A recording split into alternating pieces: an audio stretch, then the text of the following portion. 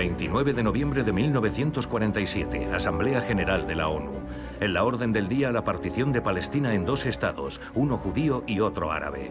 Para que sea adoptada la resolución, ha de ser votada por 2/3 de las 56 naciones representadas. La mayoría de los delegados de la agencia judía regresa a Palestina ante la imposibilidad de un voto favorable. Solo el director de la Comisión de Naciones Unidas por Palestina, Abba Eban, decide quedarse. Confía en que se produzca un vuelco en la situación. Cogimos un mapamundi y partimos al asalto de las delegaciones presentes. Nos faltaban 3 o 4 votos. Solo nos quedaban ya unas horas. Estábamos mandando telegramas, sacando de la cama a personalidades influyentes para embarcarlas en misiones que parecían imposibles. Cada cual ejerció su influencia en un esfuerzo desesperado por inclinar la balanza a nuestro favor. Así lo cuenta Abba Eban. Sabíamos que Francia tenía la intención de abstenerse. Convencí a Chaim Weizmann, que dirigía nuestra delegación, de que contactara con Leon Blum, que había sido presidente del gobierno del Frente Popular en 1937 y 38. Hacía tiempo que se conocían. Y le escribió un telegrama que concluía así: ¿acaso Francia se puede permitir abstenerse, estar ausente de un momento que nadie olvidará y que permanecerá en la memoria de la humanidad? Vamos a proceder a la votación. Ya saben todos cómo se vota. Los que estén a favor, que digan sí. Los que estén en contra, que digan no. Y los que se abstienen siempre han sabido qué deben decir.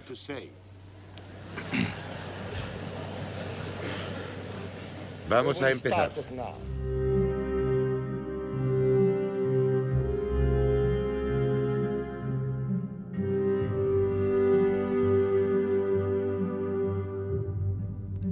En 1896, un joven periodista austrohúngaro, Theodor Herzl, alarmado por el ascenso del antisemitismo en toda Europa y profundamente marcado por el caso Dreyfus, publica El Estado de los Judíos, donde escribe: si así lo queremos, no será un sueño. Si se nos da plena soberanía sobre una parcela suficiente de la superficie del globo que pueda satisfacer las necesidades legítimas de nuestro pueblo, nosotros nos ocuparemos de todo lo demás. Herzl esperaba que en cuanto los judíos dispusieran de un país propio, se convirtieran en un pueblo como los demás y que las demás naciones se comportarían con ellos igual que con el resto, y que poco a poco el antisemitismo iría remitiendo. Pero también escribió: el antisemitismo es tan profundo y está tan arraigado y existe desde hace tantos años que esa esperanza tiene pocos visos de hacerse realidad. Y no ve otra solución al exilio y al antisemitismo que fundar un Estado y vivir en él. Un año más tarde se celebra en el Casino de Basilea el primer congreso del movimiento sionista, cuyo objetivo es crear un hogar para el pueblo judío. Un participante cuenta así la clausura: Theodor Herzl era el Mesías laico de barba negra que nos iba a conducir hasta la tierra prometida. La euforia alcanzaba al público. De una a otra punta de la sala se oían gritos de «el año que viene en Jerusalén». Un año más tarde, Herzl viaja por primera y única vez a Egipto y luego a Palestina. Escribe en su diario: «Jerusalén es magnífica. Iluminada por la luna, la ciudad de David es impresionante». Evidentemente, el país que describe es maravilloso. Herzl detalla el país que él imagina: un país muy liberal, muy europeo, muy sofisticado, y que goza de excelentes relaciones entre las distintas comunidades y las distintas partes de la sociedad. Cuando Herzl presenta su proyecto sionista, todos los rabinos, conservadores, reformistas y ortodoxos se oponen al sionismo. Estamos a finales del siglo XIX, principios del XX. Todos lo perciben como un pecado, ya que afirman que la diáspora es un castigo divino y que solo Dios puede permitir el retorno del pueblo judío a Tierra Santa con la llegada del Mesías. Herzl dice: hay que separar la religión del Estado. No podemos dejar que nos dirijan los rabinos, que se queden en sus sinagogas y que no nos digan lo que tenemos que hacer. El sionismo representaba la voluntad de liberarse de las cadenas de la religión y crear un hombre nuevo y una sociedad nueva en Israel.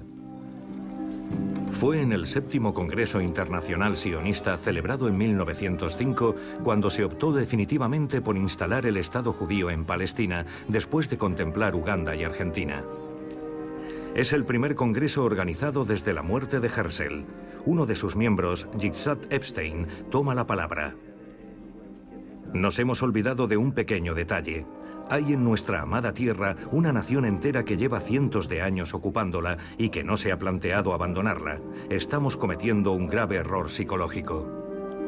El presidente de la Unión de las Sinagogas de Gran Bretaña le había escrito a Herzl: tiemblo ante la idea de fundar un minúsculo Estado judío que pueda convertirse en un gueto. A principios de siglo, la población constaba de unas decenas de miles de judíos y cerca de 500.000 de árabes. Los judíos no eran agricultores. En su mayoría eran ultraortodoxos que vivían gracias a los donativos del extranjero, o eran comerciantes que tenían pequeños negocios. Nada más.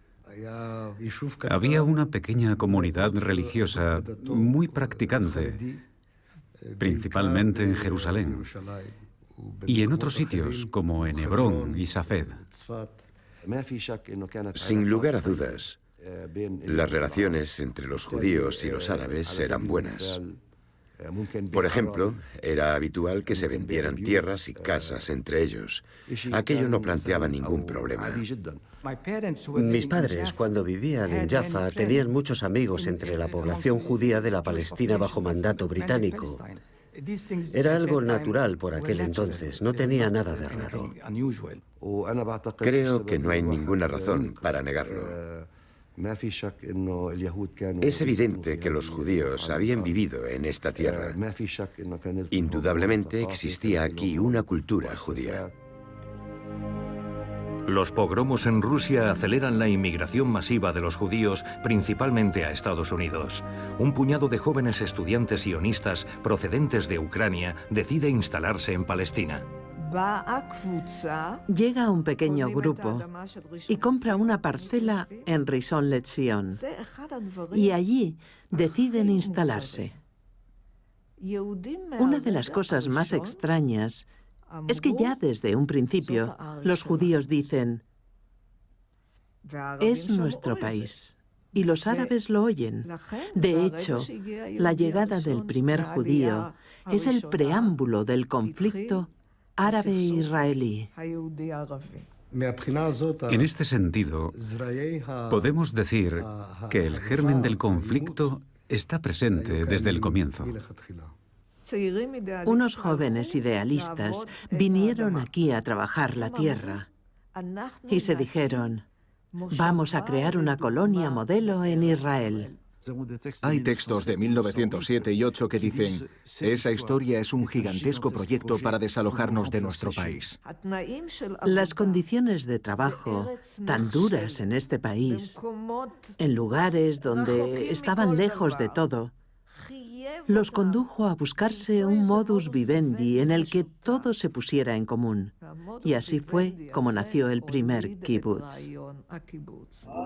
El primer kibutz o aldea colectivista lo crean en Palestina en 1909 unos jóvenes idealistas emigrados de Europa deseosos de tomar parte en la creación de un nuevo Estado con un nuevo estilo de vida. Mi abuelo trabajaba en el barro, desecando pantanos. Mi abuela partía piedras con un mazo. Vivieron en una tienda de campaña durante 5 años. Para el conjunto del mundo occidental, las tierras de Palestina están abandonadas, casi deshabitadas. Es un país desolado hecho de desiertos y pantanos. Seguro que conocen el popular dicho: era una novia hermosa, pero ya estaba casada. Pero ellos no eran capaces de admitir esa verdad. Así que se inventaron un famoso eslogan para justificar y dar legitimidad a su proyecto de instalarse en el territorio de la población local. Y era lo que iban diciendo por el mundo: una tierra sin pueblo para un pueblo sin tierra. Era una mentira descarada. Contaban que habían transformado esa tierra en un paraíso. Era un sitio totalmente desértico, pero menos mal que llegamos nosotros. Ese era el discurso. Pero ese relato del territorio desértico se remonta al siglo XIX, al periodo en el que las potencias europeas ya empezaron a describir la Tierra Santa como una tierra devastada, a la que había que resucitar como fuese. Los musulmanes no eran recelosos antes de la creación del movimiento sionista. No sospechaban que un día esa relación entre judíos y árabes se pudiera transformar en algo que le costaría tan caro al pueblo palestino. La colonización judía es, en parte, responsable del deterioro de las relaciones entre judíos y árabes.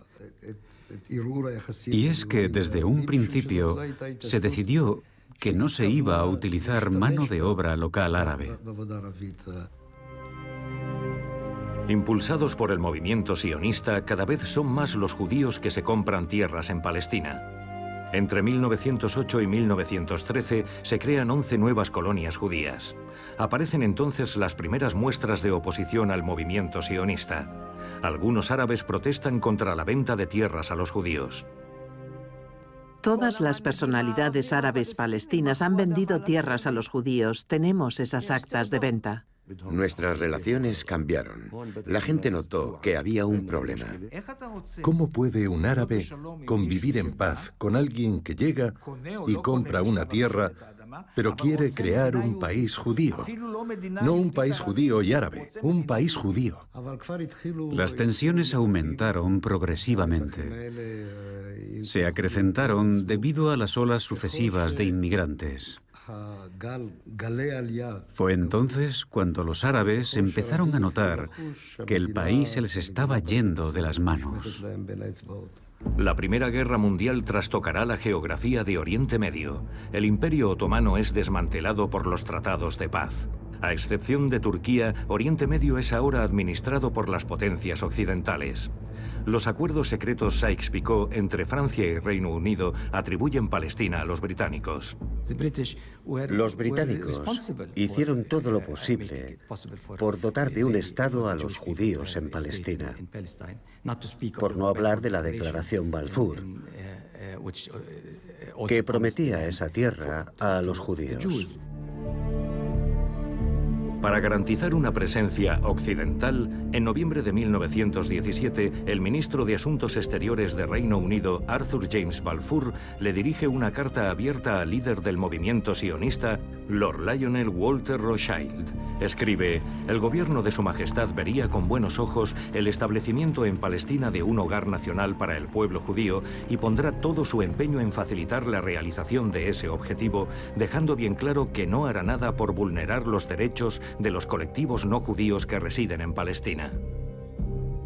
La Declaración Balfour de 1917 es la declaración de un colonialista que le hace a alguien un regalo que no le pertenece. En 1917, en el momento en que el gobierno británico adoptó el proyecto sionista de fundar una patria nacional para los judíos en Palestina, los palestinos representaban el 98% de la población. La cifra más fiable se remonta a 1919, cuando los ingleses tomaron posesión del lugar. Por primera vez, efectuaron un censo de población muy serio. El resultado es que en 1919 hay 700.000 árabes y 70.000 judíos. Desde un principio, los británicos tienen una conciencia aguda del hecho de que, para poder quedarse más tiempo, tienen que dividir.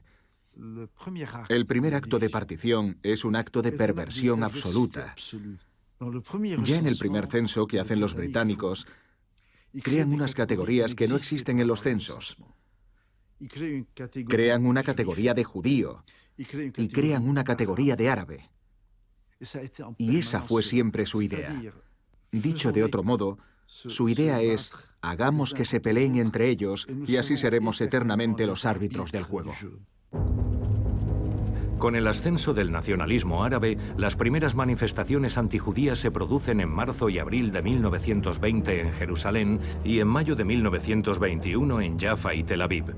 Se saldan con más de 50 muertos. El ministro de las colonias, Winston Churchill, acude para investigar los hechos y publica un libro blanco para clarificar la postura británica sobre Palestina. La Sociedad de las Naciones atribuye a Gran Bretaña preparar la creación de un hogar nacional judío. Entre 1924 y 28, más de 60.000 judíos llegan a Palestina. En agosto de 1929 estallan las protestas entre musulmanes y judíos en torno al acceso al Muro de las Lamentaciones. 2 días más tarde comienzan los rumores de un ataque judío inminente contra la mezquita de Al-Aqsa. Las agresiones árabes a los judíos empiezan en la ciudad vieja de Jerusalén antes de propagarse por toda Palestina. 67 judíos, entre ellos mujeres y niños, son asesinados en Hebrón.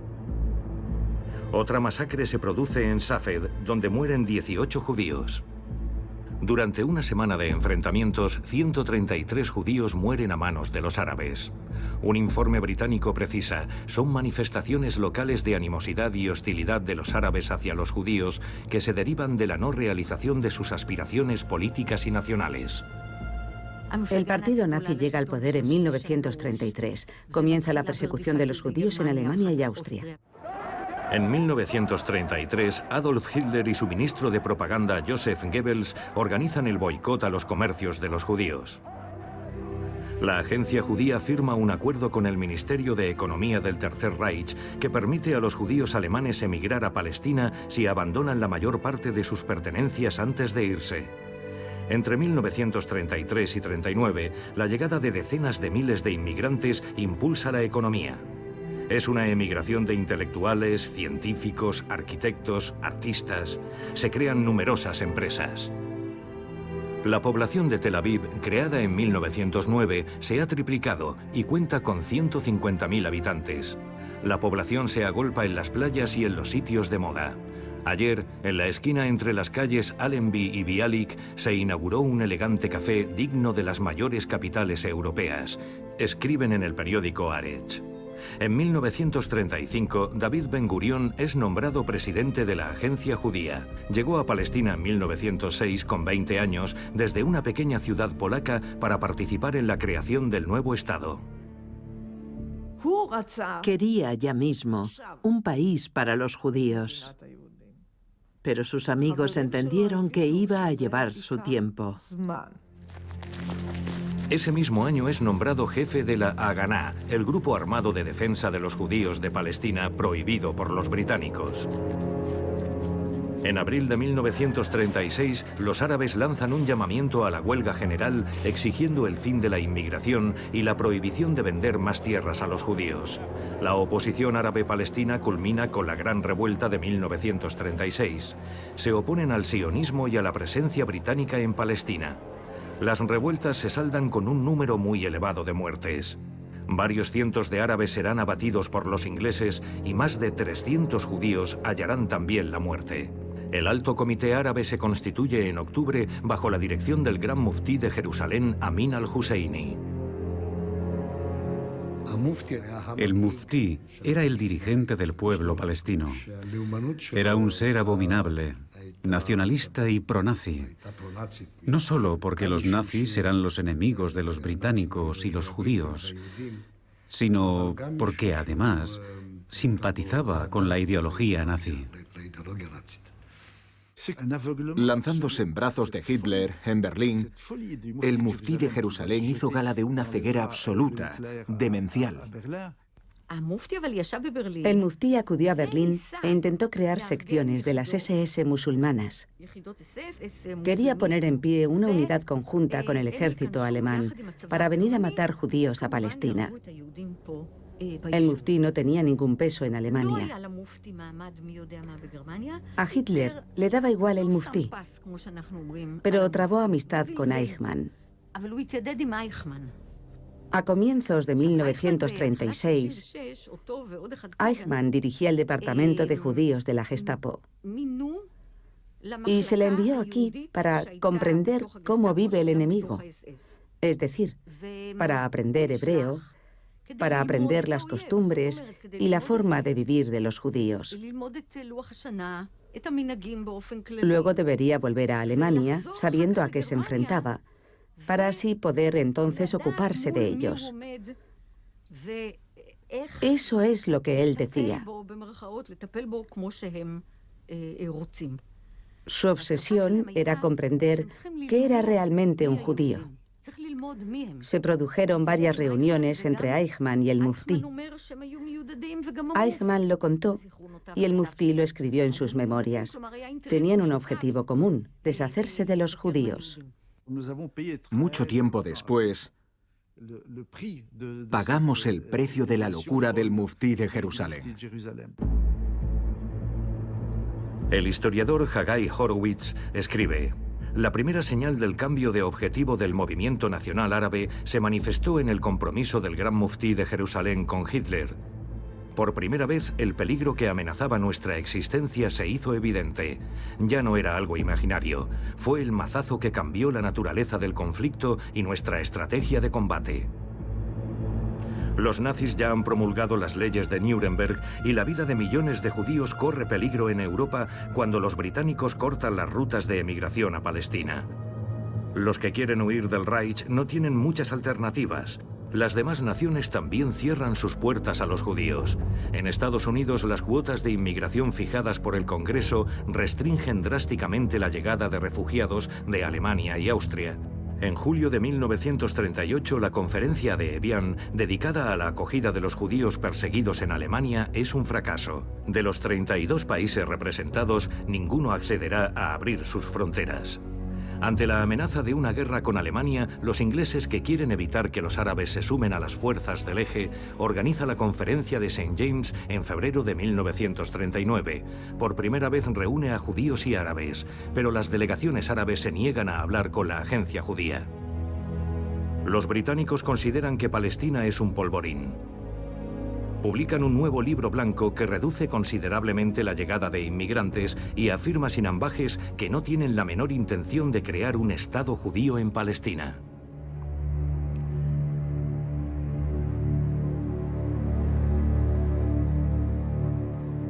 Hitler acaba de invadir Polonia. Comienza la Segunda Guerra Mundial. Palestina vive bajo la amenaza de un avance de las fuerzas alemanas dirigidas por Rommel, presentes en el continente africano. Ben-Gurión declara: ayudaremos a los británicos en la guerra como si no hubiera libro blanco y lucharemos contra el libro blanco como si no hubiera guerra. Tras un acuerdo entre el Estado Mayor de la Haganá y el del ejército británico, se decide crear una fuerza compuesta de voluntarios judíos en el seno del ejército británico para combatir las fuerzas nazis. De niño, mi padre hablaba 4 idiomas y tenía una conciencia política muy aguzada. Su madre murió poco después de la invasión nazi, en 1939, y convenció a su padre de que no había otro sitio para los judíos aparte de Israel. Durante 4 meses estuvieron viajando a bordo de un barco atestado de viajeros clandestinos. Un barco que ningún país quería dejar atracar en sus costas. Ni los ingleses de Churchill, ni la América de Roosevelt, ningún país del mundo. Un muchacho judío de 12 años sin más horizonte que el mar. Por fin llegaron aquí, pero fueron detenidos por los ingleses. Seguía llegando aquí gente, unos cuantos miles de personas, y contaban lo que estaba pasando. Se pensaba que lo peor que podía existir eran los guetos. Pero los recién llegados empezaron a dar informaciones alarmantes sobre Polonia, noticias dramáticas, muy duras, masacres colectivas en muchos lugares. No se lo creyeron. Al principio a la gente le resultó inconcebible. Pensaba que eran pogromos, muestras de antisemitismo. Sonaba tan horrible que no podía ser verdad. Y poco a poco, para finales de año, empezó a imponerse esa imagen tan dramática de los hechos y el uso de métodos atroces, con gente enterrada viva, padres obligados a enterrar a sus hijos y, por supuesto, ejecuciones por fusilamiento delante de fosas comunes.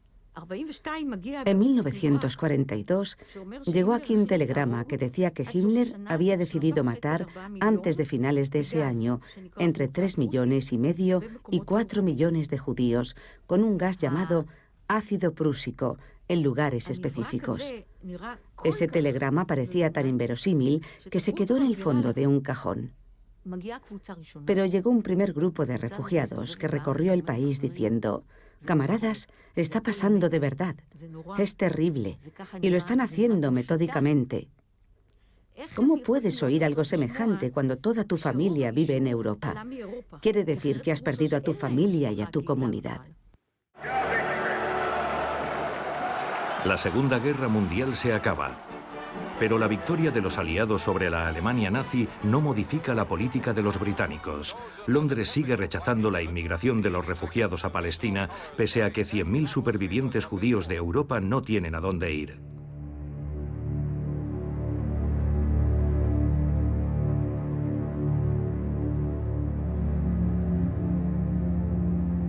Una tercera parte de la población judía mundial ha sido asesinada en las cámaras de gas y los campos de concentración nazis. Era la prueba de que los sionistas tenían razón. Un pueblo que no tiene país es un pueblo que puede ser conducido al matadero como ganado. También porque los supervivientes de la Shoah no tenían a dónde ir. Había muchos judíos que buscaban un lugar donde instalarse. Las puertas de Estados Unidos se habían cerrado para ellos. América había echado el cerrojo. Así que aunque no se hubiera producido la Shoah, los judíos habrían venido aquí, y cada vez en mayor número. El Palmaj me mandó a Europa después de la Shoah. Y conocí a algunos supervivientes, a algunos de los judíos que quedaban en Europa. Para mí fue un impacto tremendo cuando llegué. Un día acompañé a un grupo de jóvenes que querían emigrar clandestinamente pasando por Italia y Francia. Estaba nevando.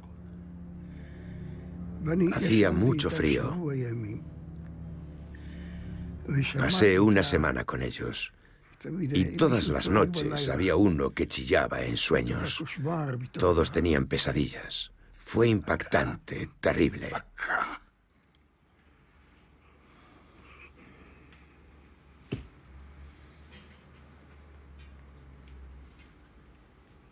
Me marcó de por vida.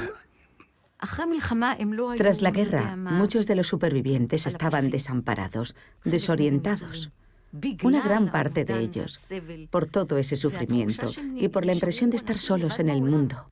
La gente estaba tan traumatizada que no podía ni hablar o contar lo que le había pasado. La mayoría había perdido a toda su familia. Cuando alguien se encontraba con una familia con abuelos, se preguntaba, ¿pero cómo puede ser? Era como las historias que lees en los libros. Nadie se lo podía creer. Nací en septiembre de 1946 en un campo de refugiados cerca de Linz, en Austria. Mis 2 primeros años de vida los pasé encerrado en esos campos. Me crié allí. En 1945, los judíos supervivientes se ven internados en campos para personas desplazadas en Alemania y Austria. Encerrados detrás de alambradas, tratados sin miramientos por los soldados aliados, no quieren volver a los países en los que sus familias fueron asesinadas. Un alto funcionario estadounidense se lo comunica así al presidente Truman: estamos tratando a los judíos como los trataban los nazis, salvo que no los exterminamos. La guerra se había acabado, pero la Shoah no. Los judíos empezaron a regresar a Polonia, Lituania, Eslovaquia, Hungría, Rumanía, con la idea de volver a ocupar sus casas, pero estaban ocupadas por otros y los mataban.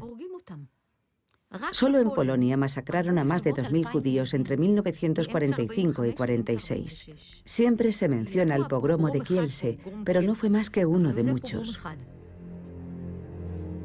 Nos fuimos de Polonia durante el verano de 1946, después del pogromo de Kielce.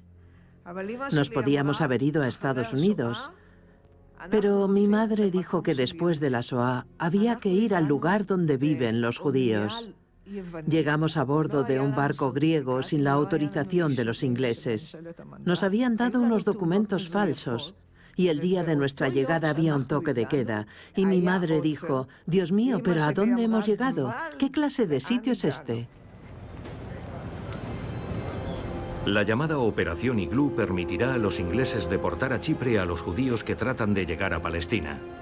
En sus circulares internas lo califican púdicamente de transbordo y desplazamiento para no invocar el espectro de las deportaciones.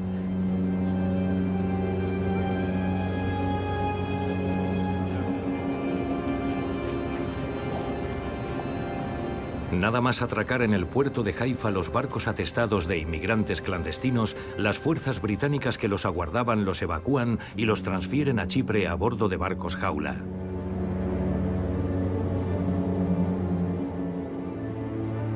Más de 50.000 judíos transitarán por estos campamentos rodeados de alambradas y vigilados por militares armados. En su mayoría son supervivientes de la Shoah. La filósofa Hannah Arendt escribe: los campos de internamiento en Chipre solo son posibles porque a todo el mundo les parecen humanos comparados con Auschwitz. Gran Bretaña. Si nos fijamos en todas sus decisiones cuando empiezan a bloquear la inmigración judía, no es porque se haya producido un cambio en su política, es porque saben que los están desalojando de Palestina. En junio de 1946, los ingleses lanzan la Operación Ágata. Durante un registro encuentran documentos que confirman que la agencia judía aprobaba las operaciones de sabotaje. Deciden dar un golpe de efecto. 2.700 personas son arrestadas, un golpe muy duro para los sionistas. Un mes más tarde, unos hombres del Lehi, el grupo paramilitar judío, hacen volar el Hotel King David, el cuartel general británico, provocando la muerte de 91 personas. Paradójicamente, ese atentado, condenado en el mundo entero, precipitará los acontecimientos a favor de la causa sionista. Los británicos comprenden que no van a poder seguir plantando cara a unas organizaciones judías cada vez mejor estructuradas y optan por la retirada. Poco a poco fue aumentando la atmósfera de hostilidad hasta que en 1947 la situación terminó de deteriorarse. A petición de los británicos, la ONU nombra en abril de 1947 una comisión de investigación internacional. El informe final recomienda la creación de un Estado judío y un Estado árabe. Sorprendida por la decisión, Gran Bretaña rechaza esta propuesta de partición y declara que abandonará su mandato en 6 meses. No cabe duda de que la Shoah influyó en gran parte de los miembros de Naciones Unidas. La misión de la ONU vino aquí y vio los campos de refugiados de los judíos en Europa. Y esa comisión internacional concluyó que, después de lo que había ocurrido, había que darle un país a los judíos. Lo que no vio la dirección palestina en 1948 es que el holocausto había tenido lugar y el mundo entero estaba convencido de que se les debía una reparación a las víctimas y de que la reparación fundamental era el nacimiento de un Estado judío y que esa era la única respuesta adecuada a la barbarie nazi. Mientras se desarrolla la labor de esta comisión, el Mossad trata de forzar a los británicos a abrir las puertas de Palestina, fletando un viejo barco rebautizado como Éxodo 1947. Cargado con 4.500 emigrados judíos de Centroeuropa, llega en julio a las costas de Haifa. Los pasajeros son principalmente supervivientes de los campos de la muerte nazis. Antes que pudrirse en los campos de refugiados, han preferido apuntarse a las redes clandestinas de tránsito a Palestina. Pero cuando creen que van a poder pisar la tierra prometida, la embarcación es abordada por la Marina Real Británica. En la marabunta mueren 3 pasajeros y otro centenar son heridos. Hubo unos enfrentamientos terribles durante todo el trayecto. De Haifa nos expulsaron y nos volvieron a mandar a Francia y de allí a Hamburgo. La historia conmociona a la opinión pública mundial. Ahora los británicos han de tener en consideración una opinión internacional más bien favorable a una solución lo más pacífica posible al problema judío. En la ONU se disponen a votar para decidir el porvenir de Palestina. David Ben-Gurión sigue por la radio los primeros resultados. A su lado, Eleanor Roosevelt, la viuda del presidente, quien influyó en la decisión de implicar a Estados Unidos en la Segunda Guerra Mundial y desempeñó un papel determinante en la creación de la ONU. Francia sigue callando sobre sus intenciones, pero Léon Blum, muy conmovido por el telegrama de Chaim Weizmann, ha prometido ejercer toda su influencia. El presidente Truman presiona a los representantes de estados hasta entonces recalcitrantes para que voten a favor de la partición. A cambio, Filipinas y Haití recibirán préstamos. En un primer momento, los votos desfavorables a la partición eran mayoría, pero los estadounidenses pretextaron la fiesta de Acción de Gracias para posponer la votación y volvieron con dos pequeños países que nadie sabía situar en un mapa, pero que habían hecho los deberes durante la fiesta, y en ese momento el sentido de la votación cambió. El ministro de Asuntos Exteriores de la Unión Soviética, Andrei Gromyko, sorprende al mundo occidental con un inesperado discurso pro-sionista. Durante la última guerra, el pueblo judío ha padecido unos sufrimientos excepcionales. Ello implica que los judíos aspiren a fundar su propio Estado. Y sería injusto negarles ese derecho. Gromyko se presenta en su discurso como sionista. Pero los soviéticos habían perseguido durante años a los sionistas, encerrándolos en gulags. El discurso de Gromyko no tenía nada que ver con lo que había pasado. La diplomacia soviética no se había caracterizado nunca por su sentimentalismo. Es una cuestión de intereses. La Unión Soviética quería reemplazar a los británicos en Oriente Medio.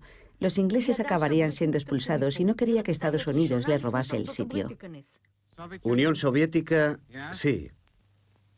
Reino Unido, abstención. Francia, sí. La resolución del Comité por Palestina acaba de ser adoptada con 33 votos a favor, 13 en contra y 10 abstenciones.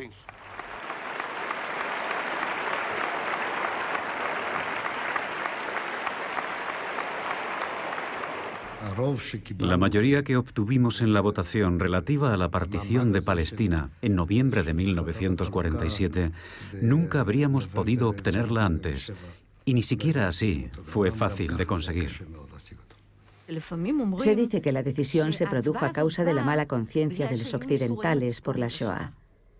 Pero ¿dónde había estado antes esa mala conciencia? ¿Ahora la tenían de golpe? Es una de las grandes paradojas de este país, que se construyó encima de la mayor tragedia de la historia del pueblo judío. La resolución de la ONU propone la partición de Palestina en dos estados, uno judío y otro árabe, con Jerusalén bajo control internacional. Pero la mayoría de los árabes de Palestina y la totalidad de los estados árabes vecinos rechazan el plan. ¿Se equivocaron los palestinos al no aceptar el plan de partición? ¿Demuestra esto ya desde un principio hasta qué punto eran fanáticos casi de nacimiento? La negativa árabe a dividir Palestina, que se votó en la ONU, fue un error por su parte. Con la distancia podemos decir hoy que fue un error. Se cometieron muchos, no solo en 1947. Desde su punto de vista, no era un error. No estaban preparados para aceptar un país judío, y menos aún vivir al lado. Todos los intentos de Israel para dividir el país en dos han fracasado por culpa de los palestinos. De hecho, no entendían por qué tenían que ceder la mitad de su tierra natal. La incomprensión reinaba en la sociedad. Se decían, ¿pero por qué? Si los árabes hubieran dicho que sí en ese momento, ¿las cosas habrían tomado otro rumbo? ¿Se habría llegado a una situación mejor o no? ¿Los israelíes o los judíos lo habrían aceptado?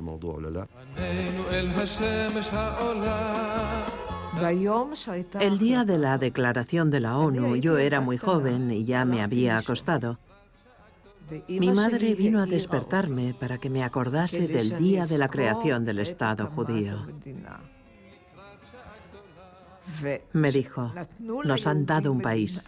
David Ben Gurión no le oculta su preocupación a Simón Peres, responsable de la compra de armas. Hoy el pueblo está bailando, pero a partir de mañana correrá la sangre. Yo pensaba que estaba exagerando, pero en cuanto se acabaron las fiestas, la sangre efectivamente empezó a correr. Mi padre me decía que el día en el que se supo de la votación, en el que se anunció, estaba seguro de que estallaría una guerra. Israel nació de la guerra. La gente se pasó bailando toda la noche del 29 de noviembre. Por la mañana, los últimos en volver a casa se cruzaron con los primeros muertos. Nos dijeron, volved pronto a Tel Aviv. Ya hay muertos a las afueras de Ramla. Hay una primera guerra en el 48 que empieza con esa partición. Una guerra entre la Haganá y los palestinos, que sería la primera guerra entre Israel y Palestina. Lo que pasó fue que los palestinos no aceptaron esa decisión y comenzó la guerra. Los árabes se lanzan a cometer actos terroristas.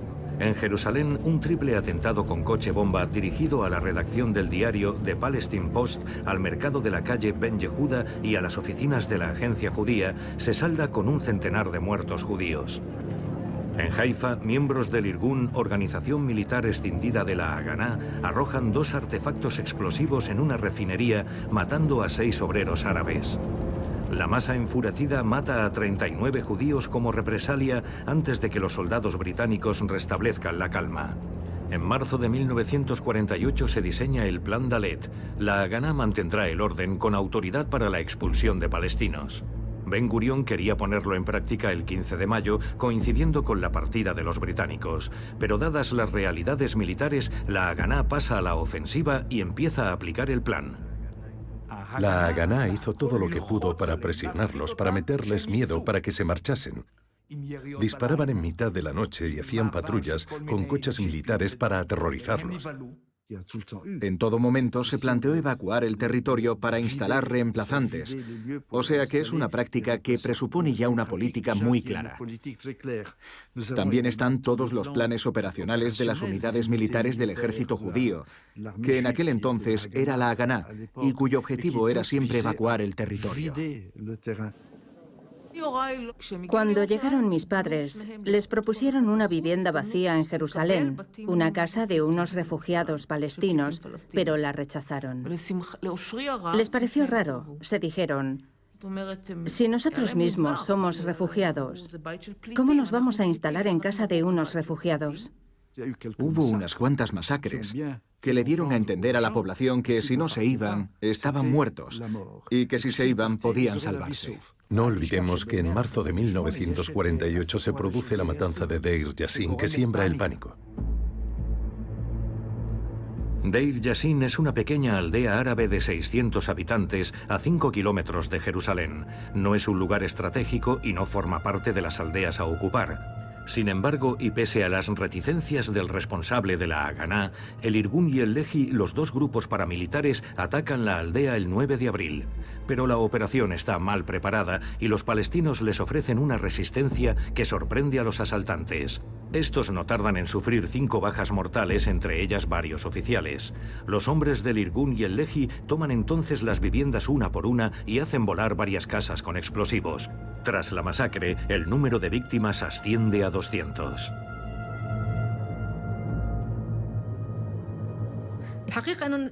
Crearon unas condiciones y organizaron unas operaciones destinadas a aterrorizar a la gente. Un ejemplo es la masacre que perpetraron en la aldea de Deir Yassin. En otras ciudades y aldeas, como en Lod, la población emprendió la huida y fue a refugiarse a otro sitio. Todo el mundo había oído hablar de Deir Yassin y todo el mundo creía que si se quedaba, llegarían las fuerzas israelíes y los matarían, como hicieron en Deir Yassin. No tenía sentido quedarse y dejar que los masacraran. Los rumores sobre Deir Yassin aterrorizan a la población. Están convencidos de que los sionistas van a llegar y los van a matar. Esa no fue su intención, era hacerlos huir cuanto más mejor. Deir Yassin sirvió muy rápidamente como arma psicológica para asustar al mayor número posible de árabes y obligarlos a huir de sus casas. En las memorias del primer embajador de Estados Unidos en Israel, la noticia de Deir Yassin aún está fresca. Dice que tuvo una conversación con Weizmann, el pacifista, y le dijo que había sido una masacre inútil. Weizmann, el pacifista, le soltó una frase heladora. Le dijo, cito textualmente, «Esta masacre ha sido una simplificación milagrosa de las tareas de Israel. Ha convencido de que se fueran a los más recalcitrantes». A nuestros hijos se les enseña que, bueno, es muy triste que se haya muerto toda esa gente, pero que no es tan importante. Lo importante es que tengamos un país. El 14 de mayo de 1948, una muchedumbre eufórica llena las calles de Tel Aviv, ondeando banderas con la estrella de David.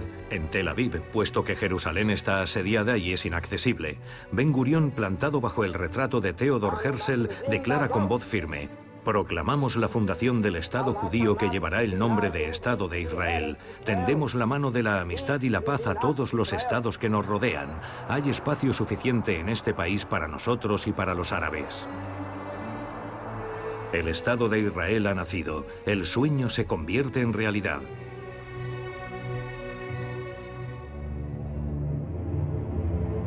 Pero el Alto Comité Árabe responde enseguida. Los árabes declaran solemnemente ante Dios y ante la historia que jamás se someterán a potencia alguna que acuda a Palestina para imponer una partición.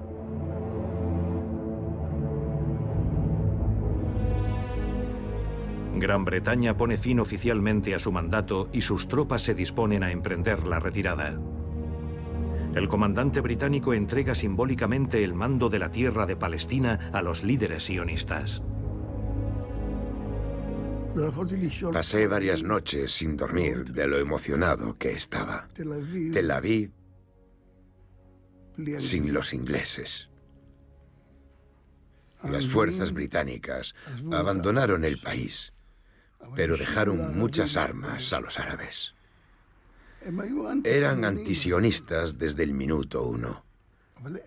No creían que Israel, que había nacido de la sangre, podría resistir contra todos los ejércitos árabes. La mayor parte de los diplomáticos y dirigentes de todo el mundo, incluso algunos de los dirigentes sionistas, tenían serias dudas. Dudaban de la posibilidad de que el nuevo Estado pudiese resistir frente al ataque de los ejércitos árabes. Los ejércitos de los estados árabes vecinos invaden la antigua Palestina bajo mandato. La primera guerra árabe-israelí ha comenzado. Los aviones egipcios bombardean Tel Aviv. Menos de 3 años después de la liberación de los campos de exterminio, los judíos de Palestina consideran que siguen combatiendo por su supervivencia. Es un error declarar una guerra cuando uno no está preparado ni siquiera para librarla. No olvidemos que fueron los árabes los que provocaron la guerra y la perdieron. Pero ¿tendría que haberse comportado mejor Israel? Sí. Siempre había avisos que decían, si os vais por la ruta costera de Haifa, en nuestro caso, estaréis sanos y salvos, no os pasará nada, podréis escapar. Los metían en camiones. Entre Haifa y Tel Aviv, casi todos los habitantes fueron expulsados. La gente se sintió en peligro. No se podían quedar. Todos pensaron, mis padres por lo menos, que si se iban de Jaffa estarían a salvo, como hace la gente durante las guerras, y que luego podrían volver una vez terminada la guerra, pero nunca pudieron volver. Mi padre nos había evacuado a mi madre y a mí, unas semanas atrás, en un camión con un cargamento, esa es la palabra, de mujeres y niños. Los descargaron literalmente en la frontera sur del Líbano. Y cuando la ciudad cayó, mi padre y mi hermana fueron al puerto. Se embarcaron en una de las últimas embarcaciones atracadas en la ciudad. Llegaron por mar a su exilio en Líbano. Alguien que vivió la Nakba me contó, al salir unos barcos nos esperaban en las playas de Jaffa. ¿Habían venido solos esos barcos? No. Todo formaba parte de esa voluntad de crear las condiciones para que la gente saliera. Era expulsada. La gente no se fue por voluntad propia. Nadie se va voluntariamente de su casa, de su campo, de su tierra.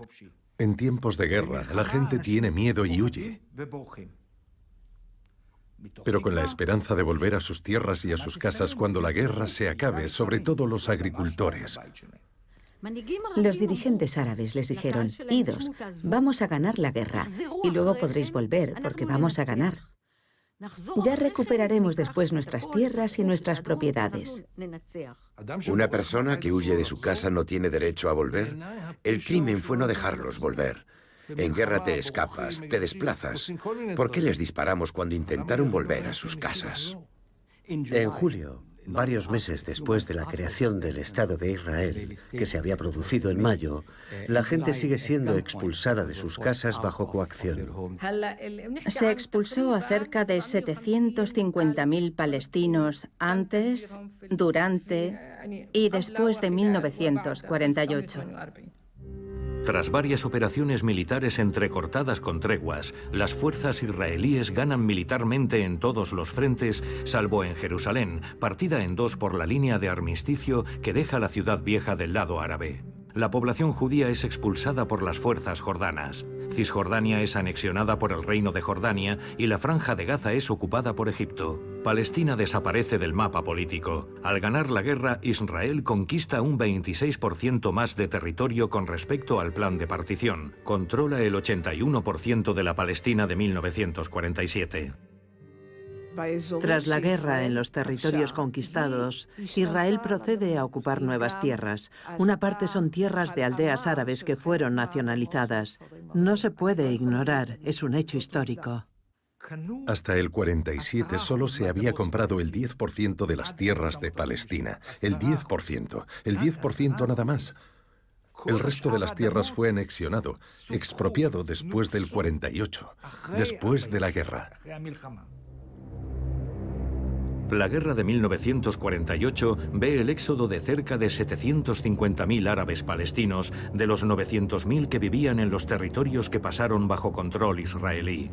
Ya solo quedan 150.000 palestinos sometidos a la administración militar israelí.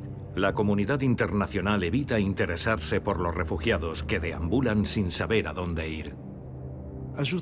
A eso hay que añadirle que en 1948 ya hay en Europa millones de personas desplazadas. Así que creían que desplazar a 800.000 palestinos autóctonos, como se decía entonces, era pan comido. En esta tierra hay todo lo necesario para llevar una vida agradable.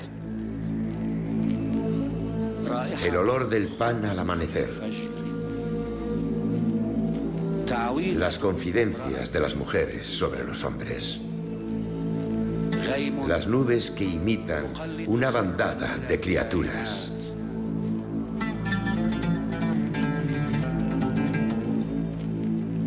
En esta tierra se alza el alma de la tierra. La madre de los preludios y de los epílogos. Se llamaba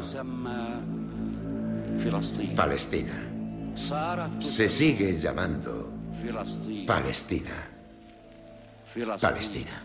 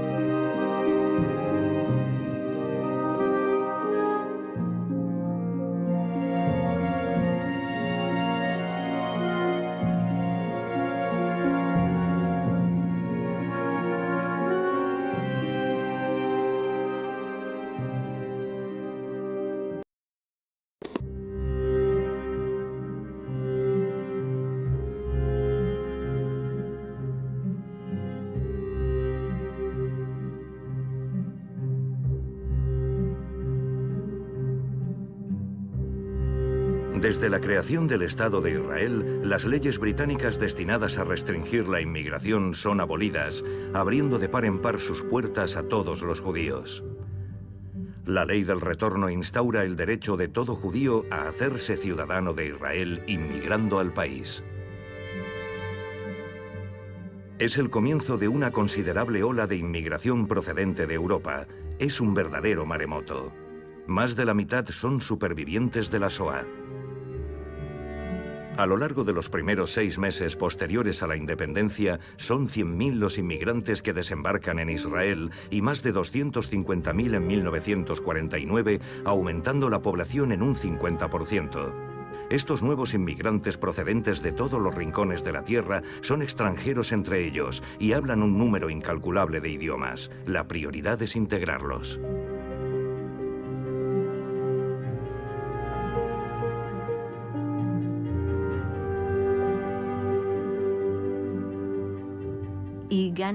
Llegamos en barco. Yo tenía poco más de 6 años. Veníamos de Buenos Aires, donde nací, en Argentina. Para nosotros, para los niños, era una aventura maravillosa. Teníamos la sensación de estar empezando de nuevo. Teníamos un nuevo nombre, un nuevo hogar donde empezarlo todo desde cero. Era difícil, pero también era maravilloso. En 1947, poco después de la votación de la ONU, se producían las primeras muestras de hostilidad hacia los judíos. En Adén, en el Yemen, las turbas saquean y destruyen sus comercios e incendian sus sinagogas, causando más de 80 muertos. Durante la espectacular operación Alfombra Voladora, más de 45.000 inmigrantes originarios del Yemen son trasladados a Israel en 3 vuelos por día. Ante la Knesset, Ben Gurión declara: «Nuestra meta es aclimatar a los yemeníes a las costumbres israelíes hasta hacerlos olvidar de dónde vienen, al igual que yo olvidé que era polaco». Para mi abuela, que era marxista, no es que fueran primitivos, eran preprimitivos. Pero para esos yemeníes, una persona como mi abuela ni siquiera era judía. En el periódico Haaretz se leía: «Estos inmigrantes de Yemen son de un nivel inferior al de los palestinos. Serían precisas generaciones enteras para sacarlos del abismo medieval en el que están sumidos». Ante la llegada de inmigrantes y la falta de recursos, el gobierno de Ben Gurión implementa un programa de austeridad que incluye un racionamiento alimentario. Miles de israelíes salen a las calles para reclamar pan y trabajo y vandalizan las oficinas de la agencia judía reclamando empleo y vivienda. La población se había duplicado, pero los medios no. Vivíamos con cartillas de racionamiento. Ya casi no había comida. Y a finales de 1951 no quedaba nada. Lo que nos salvó fue el dinero de las reparaciones alemanas. Ben Gurión comprende que necesita las reparaciones de Alemania. La economía israelí está al borde de la catástrofe. Ben Gurión sabe que sin ese dinero no se puede hacer gran cosa.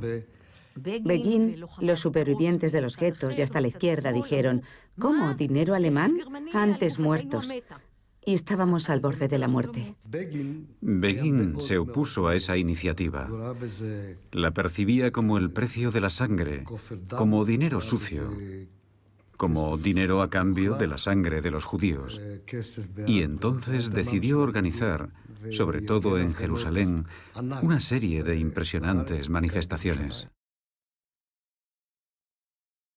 La gente vivía en barracones, se había implantado la austeridad. Nos estábamos quedando sin petróleo, sin gasolina y sin dinero. Nos estábamos desmoronando. ¿Por qué no cobrar de los alemanes? En los años 50, 1 de cada 4 israelíes era un superviviente de la Shoah. Mi pueblo no se puede olvidar de su pasado. Pero la Alemania de hoy no es la Alemania de ayer. Judíos, no olvidemos nunca. No perdonemos a los nazis.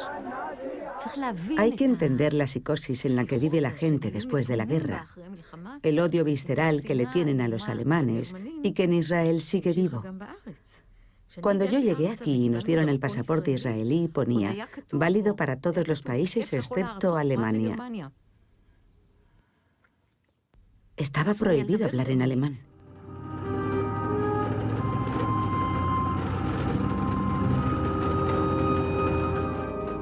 En los años siguientes, la situación de los judíos en los países árabes y musulmanes se deteriora a raíz de las revueltas populares y las políticas abiertamente antisemitas. El presidente del Ejecutivo de la Agencia Judía declara: tenemos que hacer venir aquí a todos los judíos sefardíes para salvarlos, pero también porque los necesitamos para construir el país. La mayoría de los miembros de la comunidad judía del mundo árabe, más de 850.000 personas, huyen de estos países. Entre ellos, 600.000 se refugian en Israel. Ben Gurión quería traer aquí a todos los judíos. Le dijeron: mire, nuestra economía se derrumba. No podemos multiplicar nuestra población en 3 años. Pero Ben Gurión no les hizo caso. Ordenó venir aquí a todos los judíos. 830.000 judíos habían sido expulsados de los países árabes. De Egipto, de Irak, del Yemen, de África del Norte. Llegaron sin nada y se fueron a unos barracones de refugiados. Las primeras olas de inmigración sefardí llevan a Israel a una población que encuentra unos obstáculos insuperables para integrarse. Muchos inmigrantes de África del Norte no saben leer ni escribir en ningún idioma. Su modo de vida se ve totalmente trastocado. La llegada de los judíos expulsados de los países árabes y que aterrizaron aquí, sionistas en su mayoría, sembró el pánico, porque había una población cuya cultura era europea. Israel procede a transferir a los inmigrantes a granjas colectivas. Los testigos se acuerdan de ver inmigrantes que se negaban a bajar de los camiones y a los que se hacía bajar por la fuerza inclinando la plataforma de los vehículos. La mayoría no sabía nada de agricultura ni había recibido ninguna formación previa. Un periódico escribe: en el interior de los campamentos de tránsito nos enfrentamos a una masa confusa de personas de todas las edades y de todos los horizontes, desorientadas, desamparadas, cargadas de cestas, de bebés y de hordas de niños.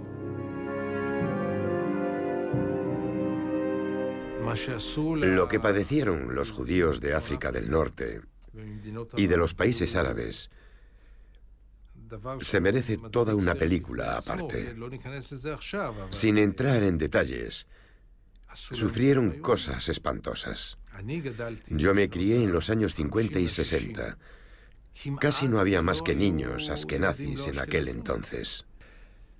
Tardé en entender que no representaban a toda la sociedad israelí, que se había tratado de construir una especie de burbuja europea.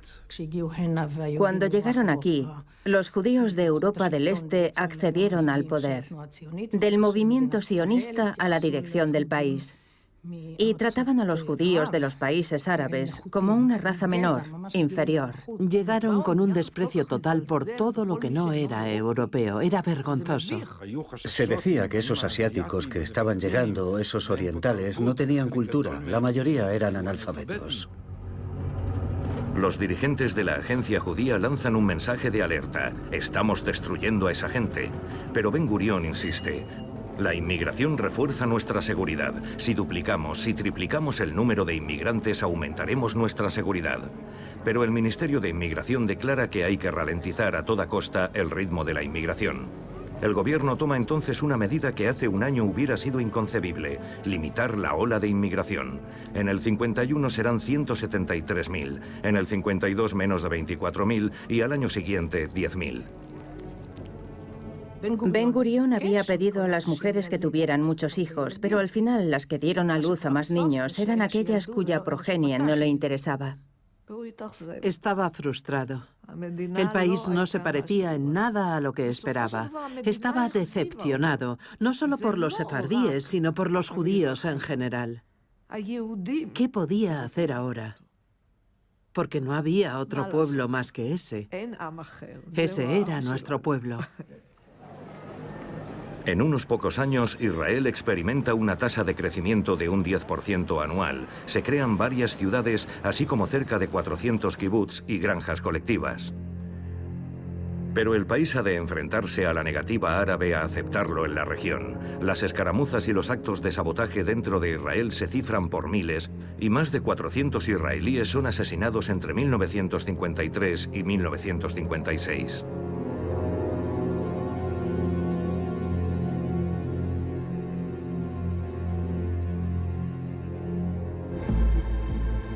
En Egipto, la monarquía del rey Farouk es derrocada y el teniente coronel Gamal Abdel Nasser toma el poder. Nasser, en sus años de soldado, había sido capturado aquí. Había trabado amistad con uno de los oficiales israelíes y la cuestión palestina no le interesaba especialmente. En 1956, la tensión crece entre los israelíes y los egipcios, con incursiones de los palestinos infiltrados en el territorio israelí. Ese hostigamiento constante, sumado al ascenso al poder de Nasser, que nacionaliza el canal de Suez y lo cierra a los barcos israelíes, van a desembocar en la campaña del Sinaí y la crisis de Suez. Francia, Reino Unido e Israel concluyen un acuerdo secreto para tomar el control del canal y derrocar a Nasser. El 29 de octubre de 1956, el desembarco de las fuerzas británicas y francesas en Puerto Said sucede a la invasión israelí del Sinaí.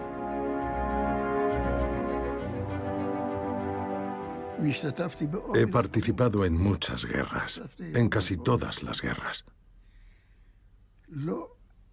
En la mayor parte de los casos, no teníamos otra opción, salvo una vez, cuando Moshe Dayan, junto con los ingleses y los franceses, fue a atacar Egipto en 1956. Es verdad que los israelíes ocuparon el Sinaí, pero solo se quedaron 3 semanas. Los franceses, los ingleses y los israelíes se ven obligados a retirarse bajo la presión de Estados Unidos y la Unión Soviética. La expedición de Suez se torna en fiasco. Nasser se alza como el gran vencedor. Ha conseguido transformar una derrota militar en un triunfo político, disparando su popularidad en el mundo árabe.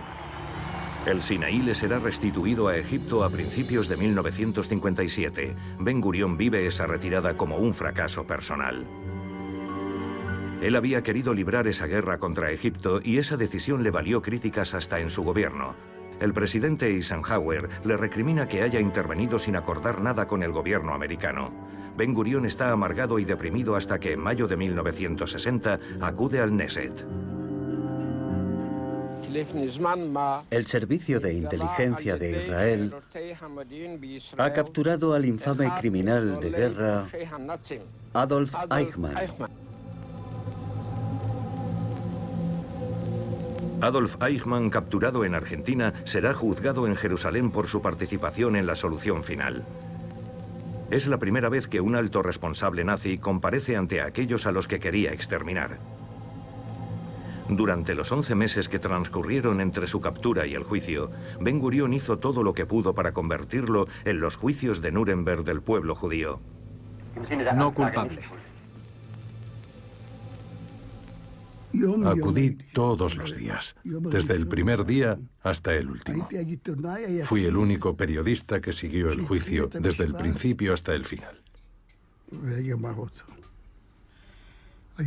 Comparecieron 110 testigos y los escuchamos hablar día y noche.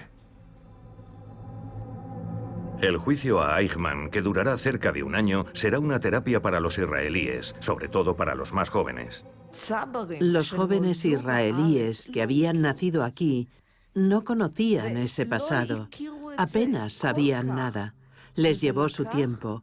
Hubo que esperar hasta los años 60. En junio del 63, tras llevar a cabo su última misión, después de haber sido primer ministro durante 14 años, David Ben Gurión se retira de la vida política y designa a su sucesor, Levi Eshkol. Por fin regresa a su kibutz de Sde Boker, en el desierto del Negev.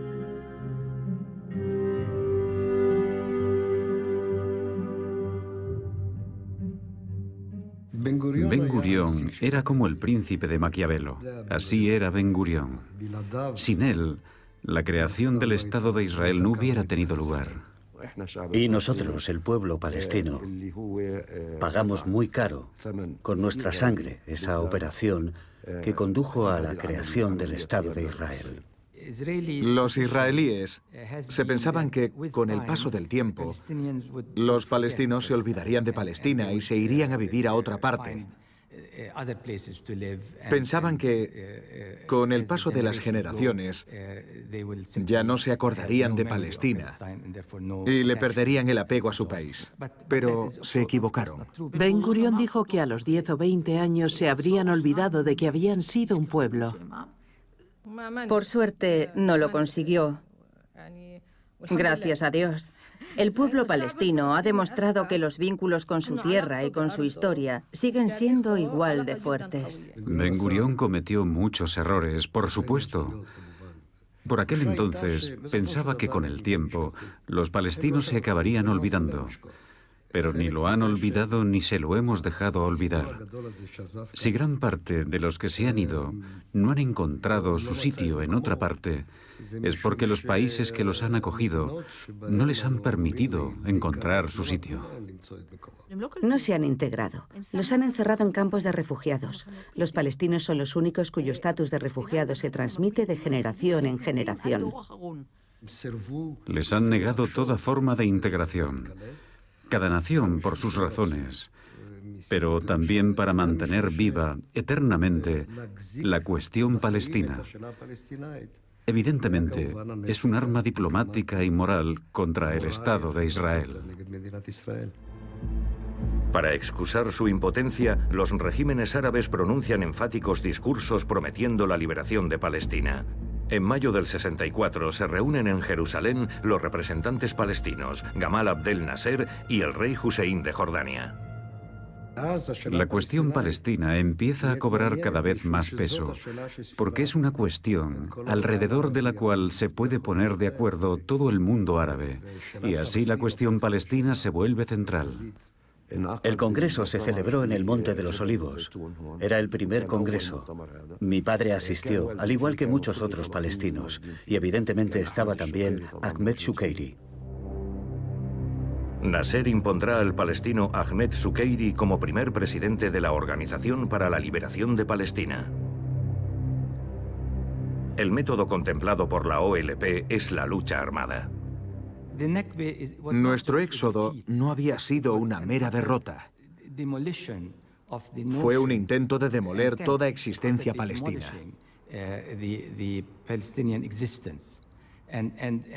Y cuando intentas demoler a alguien, cuando pones a alguien contra la espada y la pared, se defiende. Comienza el terrorismo palestino. Los Fedayín lanzan una ola de atentados que minan la moral de la sociedad israelí, y más cuando el país atraviesa una crisis económica sin precedentes. Numerosos israelíes abandonan el país. Alguien cuelga en el aeropuerto de Tel Aviv un letrero: el último israelí en irse, que apague las luces. En el 65 hubo una gran recesión en Israel. Yo aún era un niño por aquel entonces. La situación económica era catastrófica, con el paro al alza, no había dinero. Vivíamos muy modestamente, la verdad. Desde los altos del Golán sirios son frecuentes los ataques con artillería pesada contra las localidades israelíes del norte de Galilea. El primer ministro, Levi Eshkol, acude sobre el terreno para tratar de tranquilizar a la población. En abril de 1967, 7 cazas MiG-21 sirios son abatidos por los israelíes. El mundo árabe no podía quedarse de brazos cruzados. Un mes después, Nasser ordena a su ejército que vuelva a ocupar el Sinaí, una zona que lleva 10 años desmilitarizada, y exige la retirada de la fuerza internacional de la ONU desplegada en ella. Al imponer el cierre de los estrechos de Tirán entre el Golfo de Aqaba y el Mar Rojo, Egipto bloquea el acceso al puerto israelí de Eilat. Para Israel es un casus belli que no puede sino conducir a la guerra. Nasser cayó en la trampa, pero de cabeza. Pensó que iba a poder hablar de la guerra sin librarla, pero en cuanto empezó a hablar de ella, se desencadenó todo un mecanismo en el que se vio metido. No pensaba que fuera a haber una guerra. A Nasser lo engañaron a base de bien. No se dio cuenta hasta más tarde. En vísperas de la Guerra de los 6 días, vivimos lo que se conoció como las semanas de la espera. Y esperamos. Nasser cerró las vías de acceso, todas sin excepción, y declaró que nos iba a invadir y a ocupar el país. Nasser nos obligó a llamar a los reservistas. Y si tenemos en cuenta que somos un país minúsculo, cuando se llama a los reservistas, ya no queda nadie para trabajar. Le dije a mi mujer, si nos movilizan también a los viejos, quiere decir que va a haber una guerra. Durante varias semanas, este país se quedó paralizado. La gente no trabajaba. Es algo que se puede tolerar durante una semana, 2 semanas, 3 semanas, pero no eternamente. Reinaba un ambiente de pogromo. En todos los cruces de calle del Cairo se llevan a cabo ahorcamientos simbólicos de judíos. Los israelíes miran con inquietud creciente las imágenes que difunden las televisiones de los países vecinos. Mi abuela aisló las ventanas de casa con cinta adhesiva porque estaba convencida de que nos iban a bombardear de un momento a otro. Teníamos la sensación de estar en gran peligro. Pensábamos que habría cientos y cientos de heridos y de muertos. En los hospitales ya estaban preparando camas extras. Unos voluntarios cavan hoyos en los campos de fútbol y en las plazas para las miles de víctimas israelíes que habrán de ser enterradas después de la guerra. Me acuerdo de que todos nuestros vecinos estaban muertos de miedo. Se oían sirenas y la gente bajaba a las plantas bajas de los edificios porque no había refugios.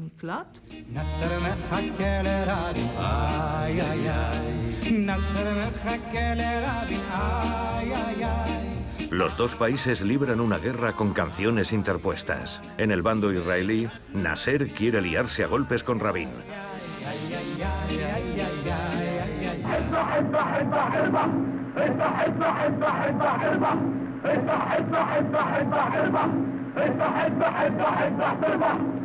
Las radios del Cairo emiten una canción que es un verdadero llamamiento a matar a todos los israelíes, a asesinarlos. Más moderado es el lema de Ahmed Sukeiri, el líder palestino: todos los judíos al mar. Ahmed Sukeiri era un portavoz de Nasser. De hecho, como sabrán, fue expulsado del movimiento palestino.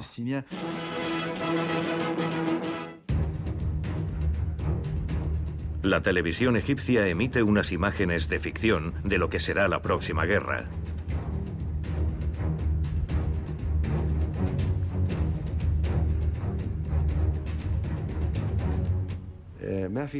Más nos hubiera valido medir nuestras palabras y nuestras declaraciones.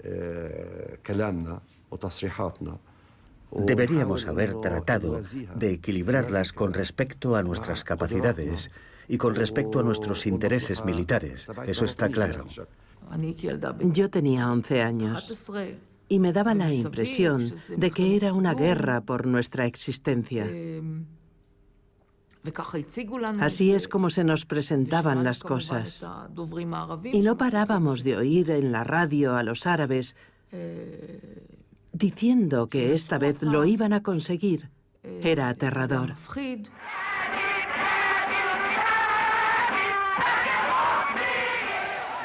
Nasser, estamos todos contigo. Vamos a exterminarlos a todos. Vamos a degollarlos y quemarlos hasta el último. La radio y la televisión se hacen eco en numerosas ocasiones de las palabras exterminar Israel. El término exterminar es una alusión directa al Holocausto y la población teme que se produzca efectivamente un nuevo Holocausto.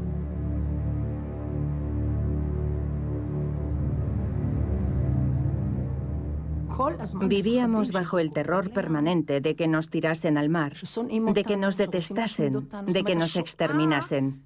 Vivíamos la Shoah a diario como algo que se iba a producir de forma inminente. Es un país tan pequeño que, en vísperas de la Guerra de los 6 días, pensamos que podía pasar. ¿Saben cómo se llamaban las fronteras de Israel? Las fronteras de Auschwitz. Reinaba verdadero pánico a que nos invadieran con la ayuda de los sirios y los jordanos y que Israel dejara de existir. En Israel se extendió una angustia difícil de describir.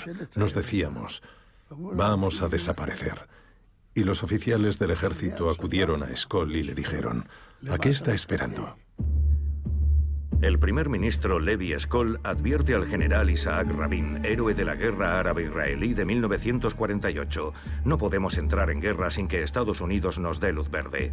Eshkol también ha de enfrentarse a su ministro de defensa, el general Moshe Dayan. Dayan lleva desde los 14 años combatiendo en la Haganá y ha desempeñado los más altos cargos durante la guerra de 1948 y la guerra de Suez.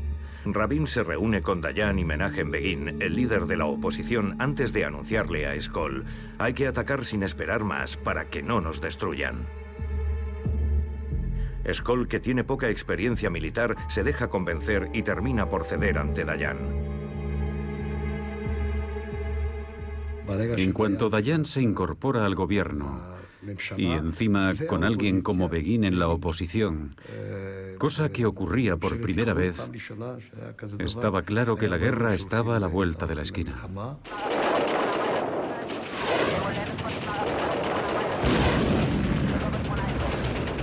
El 5 de junio, los más de 400 aviones de la aviación egipcia quedan destruidos en 3 horas. El general Weizmann, responsable del ejército del aire, llama a su esposa para anunciarle: acabamos de ganar la guerra. Un poco más tarde se produce una ofensiva terrestre en el Sinaí y la Franja de Gaza. 70.000 hombres y 700 tanques del ejército de tierra israelí atacan a las fuerzas egipcias estacionadas en el Sinaí. Privadas del apoyo aéreo, son incapaces de hacer frente. Al día siguiente, el ejército israelí ocupa sin mayor dificultad el desierto del Sinaí.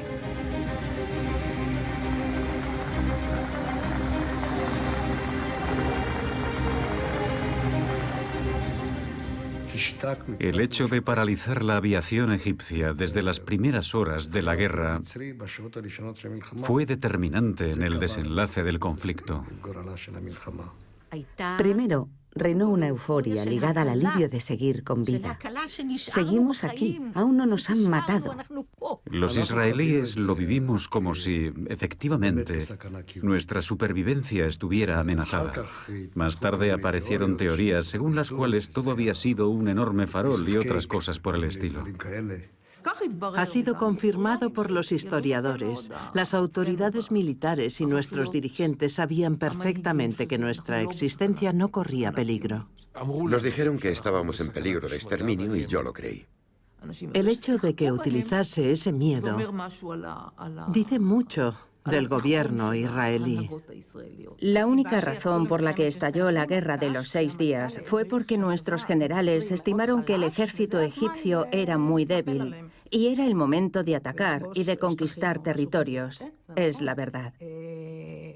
Cuando se decía que estábamos amenazados de exterminio, todo el mundo sabía que era mentira y mi padre lo dijo enseguida. Su padre, el general Mati Peled, declaró: todas las historias sobre el enorme peligro que corremos a causa de la exigüidad de nuestro territorio nunca entraron en consideración antes de las hostilidades. Quien afirme que las fuerzas egipcias estacionadas en la frontera podían poner en peligro la existencia de Israel está insultando a nuestra inteligencia y a nuestro ejército. Habrá que esperar 4 años para oír otras verdades sobre la declaración de la guerra de los 6 días. Mordejai Bentov, ministro de Empleo: todas esas historias sobre el peligro de ser exterminados son un invento. Todo se exageró a posteriori para justificar la anexión de nuevos territorios árabes.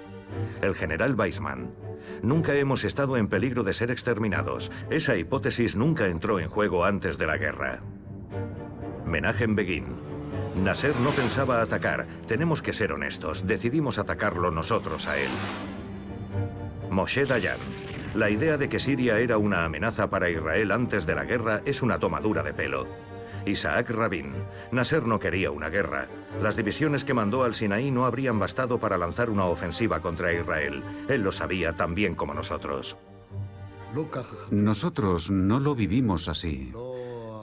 Ni la población, ni el ejército, ni desde luego los políticos. Hubo un momento de pura angustia. La guerra era inevitable. No se desarrolló como nos la imaginábamos, porque Hussein entró en ese círculo vicioso. Intentaron convencer a Hussein de no participar en la guerra, y ese fue su error. Tras el anuncio de grandes victorias en las radios del Cairo, las fuerzas jordanas del rey Hussein entran en el conflicto y bombardean Jerusalén Oeste. Si no hubiera intervenido, habría sido una fotocopia de la guerra del 56. En cuanto intervino él, se convirtió en una guerra global contra todos nuestros vecinos. Y el resultado fue la conquista de esos territorios. A Israel no le interesaba ocupar ni Cisjordania por su numerosa población, ni Jerusalén. Pero los jefes militares declaran que es posible tomar Jerusalén Este. Y en 1948 cometieron el error de no quedarse en la ciudad vieja. En este momento preciso, estamos cruzando la Puerta de los Leones. Y estamos entrando en la ciudad vieja. Repito, entrando en la ciudad vieja. Vista desde Cisjordania, la guerra de 1967 no era una verdadera guerra. Para nosotros, los soldados israelíes habían avanzado sin encontrar demasiada resistencia. Los palestinos no estaban armados, no estaban preparados para el combate. Moshe Dayan e Isaac Rabin penetran en la ciudad vieja y se dirigen al Muro de las Lamentaciones. Jerusalén estaba cortada en dos desde la guerra de 1948 y la proclamación del Estado de Israel. Sé por varias fuentes que a Dayan no le entusiasmaba la idea de conquistar Jerusalén, pero las presiones eran muy fuertes. Moshe Dayan está convencido de que Estados Unidos y la Unión Soviética le van a exigir el cese de los combates. Se va a repetir el escenario del 56 parándole los pies a Israel. Sin el visto bueno del Estado Mayor y el gobierno, decide avanzar en Cisjordania y el Golán sirio. No habíamos previsto tomar los altos del Golán, pero hubo una enorme presión por parte del ejército para que se hiciese, para acabar con los disparos contra las aldeas que se efectuaban desde los altos. Y por eso decidieron tomar los altos del Golán. A partir de ese momento, el carácter de la guerra cambió por completo. Se convirtió en una guerra general. El 10 de junio se proclama un alto el fuego general. La victoria israelí es total. Ese mismo día, los cerca de 600 habitantes palestinos del barrio situado frente al muro son expulsados. La explanada será arrasada, al igual que numerosas casas árabes.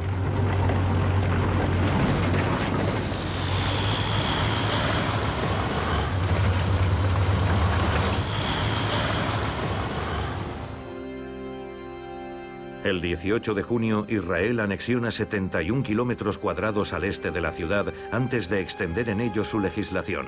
Jerusalén ha sido reunificada.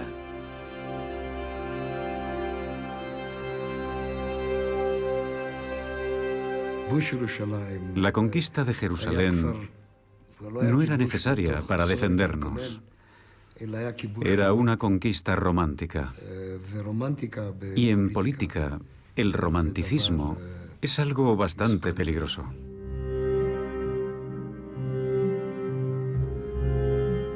En 6 días, Israel ocupa el Sinaí hasta el Canal de Suez, la Franja de Gaza, Cisjordania, la parte árabe de Jerusalén Este y la meseta siria de los Altos del Golán.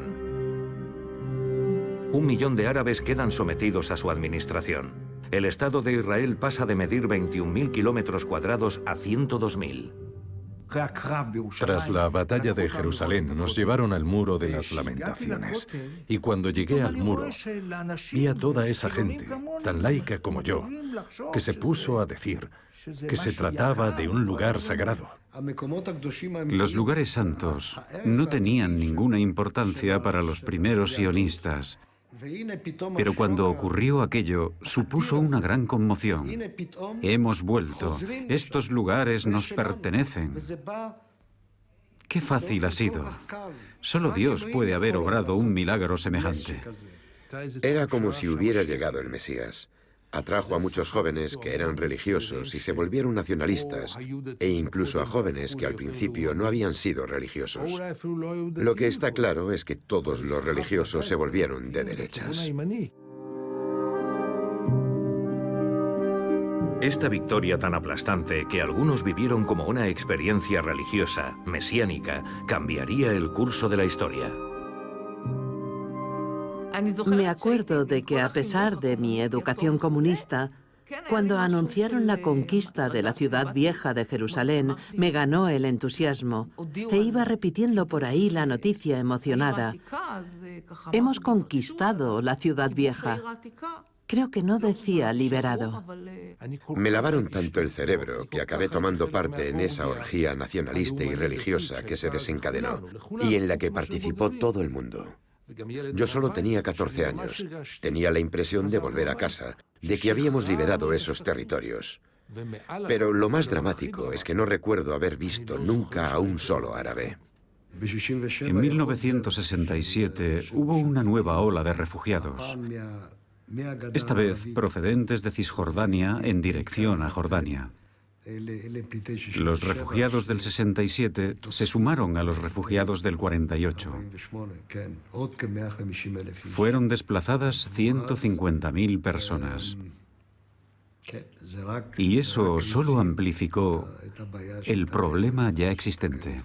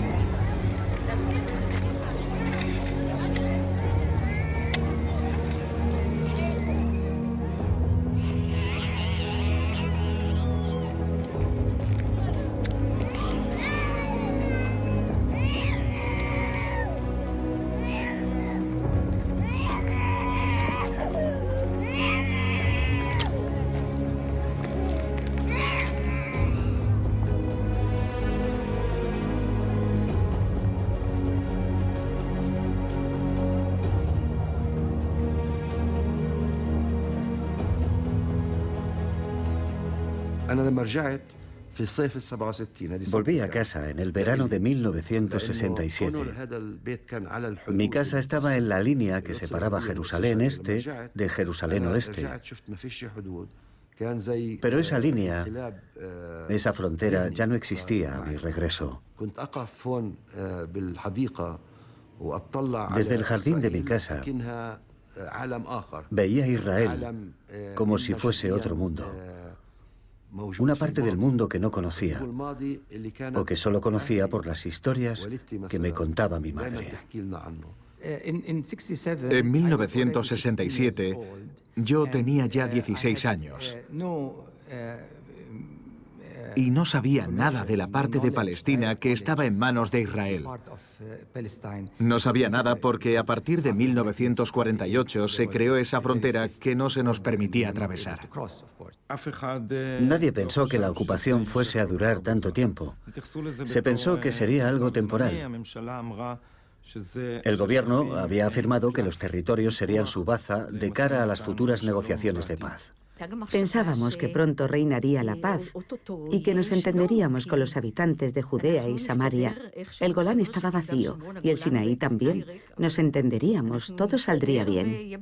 Levi Eshkol fue el primero en decir que la ocupación de los territorios duraría muy poco, que la idea era usarlos de moneda de cambio para las negociaciones antes de devolverlos. No creo que Eshkol se imaginara que permaneceríamos en ellos 50 años. La sensación general era que todo acabaría rápido, que las cosas cambiarían y volverían pronto a la normalidad, pero acabamos viendo que no iba a ser así. El 1 de septiembre, los países árabes reunidos en Jartum firman una carta de solidaridad a raíz de la Guerra de los 6 días, en la que estipulan una lucha permanente contra Israel para recuperar los territorios perdidos, el uso del petróleo árabe como arma diplomática y la defensa de los derechos del pueblo palestino. El tercer párrafo de la carta será recordado como el de los 3 noes: no a la paz con Israel, no al reconocimiento de Israel y no a las negociaciones. La situación se estancó porque no había homólogos árabes con los que negociar. Si no, puede que se hubiese arreglado bastante rápido. La resistencia a la ocupación no empezó enseguida. Al principio, los palestinos estaban traumatizados, en estado de choque, paralizados. No sabían qué hacer. Y entonces se nos ocurrió la idea de una ocupación ilustrada, de una ocupación liberal, como si tal cosa pudiera existir. Inventemos ese concepto de ocupación liberal y ya veremos lo que pasa. Tras el 67 floreció aquí un sionismo mesiánico, cuyas raíces eran religiosas y cuyo objetivo no era la libertad ni la independencia del pueblo de Israel, sino el regreso del pueblo judío tras los pasos de su pasado bíblico. Esta nueva generación proclamaba: somos los nuevos pioneros. Pero sus motivaciones eran completamente diferentes de las de los primeros pioneros que no eran religiosos. Sin embargo, los viejos sionistas estaban cansados y veían esta nueva sociedad con cierta inquietud, pero también un poco satisfechos. Es la nueva generación, decían. Eso creó un vacío en el que un pequeño grupo de colonos, minoritarios pero muy activos, se hizo un hueco y trató de forzar a Israel a quedarse en los territorios y anexionarlos. En esta transición surgen los primeros colonos. Unas cuantas decenas de miles de militantes nacionalistas, religiosos y exaltados, para los que la victoria, pero sobre todo la liberación del Muro de las Lamentaciones, es un milagro que anuncia la venida del Mesías. En marzo del 68, liderados por el rabino Moshe Levinger, crean su primera colonia cerca de Hebrón. Así fue como empezó todo. Simón Peres era cómplice de la primera ola de colonización, porque en el Partido Laborista había una corriente más bien extremista. Es evidente que había que decir desde un principio ni hablar: no hemos venido aquí a eso, no tenemos derecho. El derecho internacional lo prohíbe, hay una serie de reglas estrictas. De repente, en el 67, nos convertimos en una sociedad ocupante, colonialista. Eso transforma una sociedad. No te vuelves a comportar de la misma forma. Fue en ese momento cuando Israel cambió de verdad. El programa nacional era promover la paz con los árabes, integrarse en la región, hacer por fin las paces. Israel, antes y después del 67, son dos países diferentes, dos sociedades diferentes, son incluso dos poblaciones diferentes. El 4 de febrero de 1969, Yasser Arafat se convierte en el nuevo presidente de la OLP. La Carta Nacional Palestina, adoptada en El Cairo, es considerada por los israelíes como una auténtica declaración de guerra, ya que define así la meta de la organización: aniquilar el Estado de Israel a través de la lucha armada. 2 semanas más tarde, el primer ministro Eshkol muere fulminado por un infarto. Lo reemplaza Golda Meir, conocida por su firmeza e intransigencia. Había sido ministra de Asuntos Exteriores de Ben Gurión, que decía de ella: es el único hombre de mi gobierno. Golda Meir dijo muchas tonterías, como que los palestinos nunca habían sido un pueblo. Estoy segura de que todos los que están en esta sala y estaban ya en Israel antes de 1948 son palestinos. Estoy convencida. Yo tengo hasta mi viejo pasaporte. ¿Qué les pasa a los palestinos de Cisjordania? Antes del 5 de junio de 1967, ¿dónde estaban los líderes palestinos?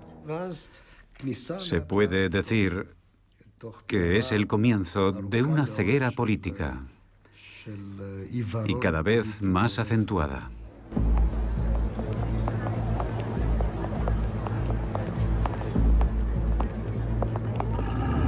Es a comienzos de los años 70 cuando las fuerzas de oposición empiezan a expulsar a los palestinos de sus tierras y a construir colonias. Ahora Israel administra directa y militarmente los territorios ocupados.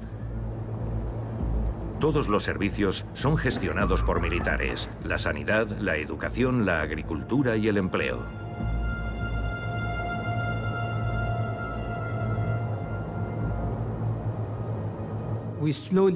Poco a poco comprendimos lo que quería decir la ocupación.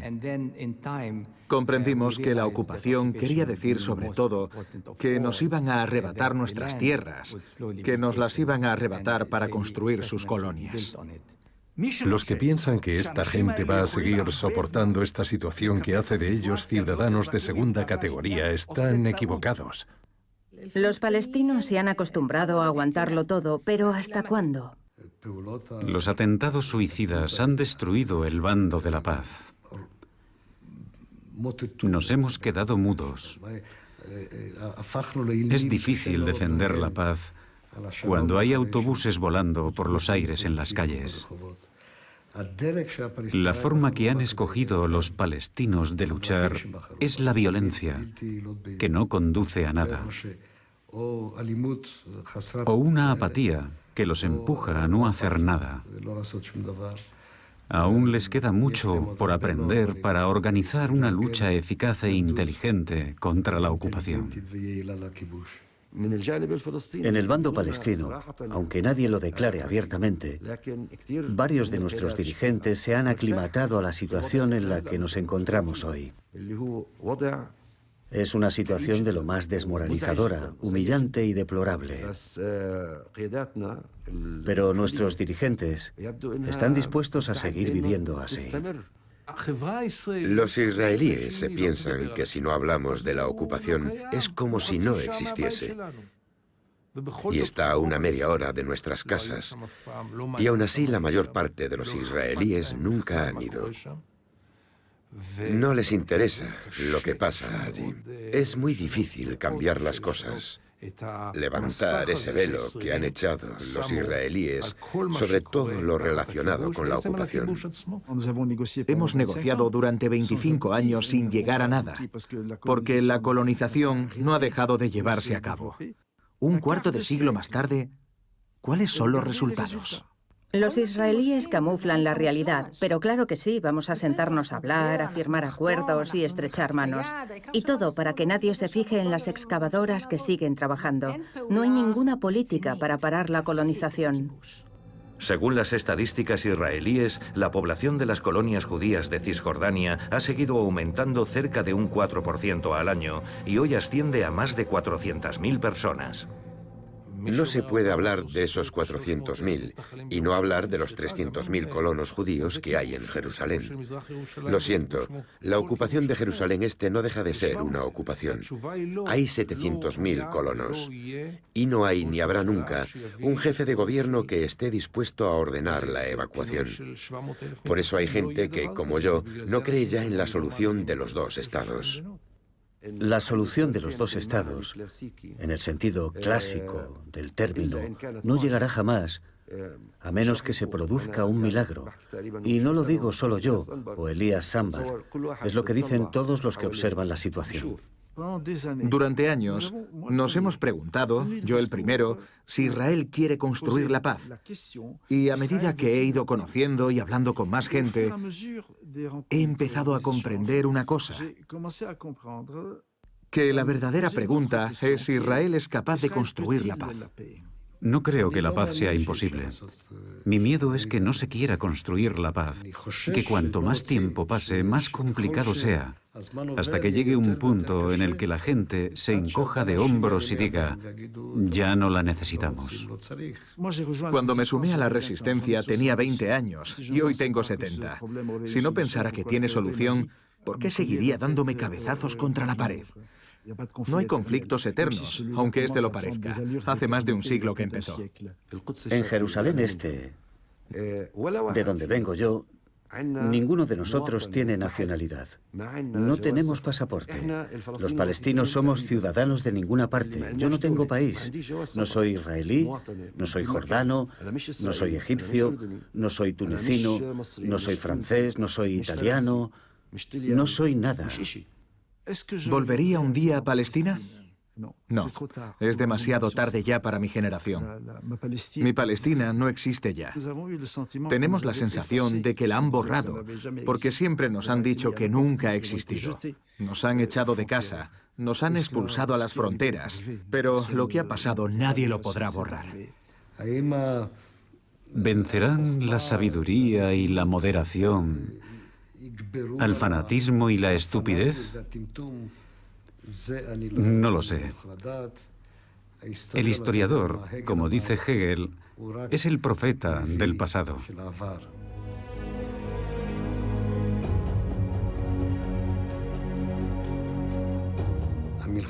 La guerra estalla cuando falla la diplomacia. Así que estamos en la era de las armas. Siempre he visto las guerras de Israel como una guerra sin fin, con pausas.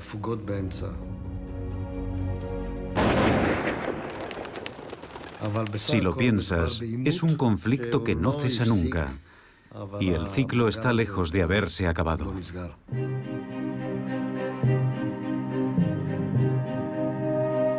Sabiéndose enfermo, Theodor Herzl había dejado una carta para sus sucesores. No cometáis errores cuando yo esté muerto. Murió en 1904 a los 44 años. Herzl había pedido ser enterrado en Palestina, cuando el pueblo judío haya fundado allí un estado independiente. 45 años más tarde, el 17 de agosto de 1949, es inhumado en el Monte Herzl, en Jerusalén, junto con sus padres y su hermana, pero sin su hija menor, muerta en el campo de concentración de Theresienstadt.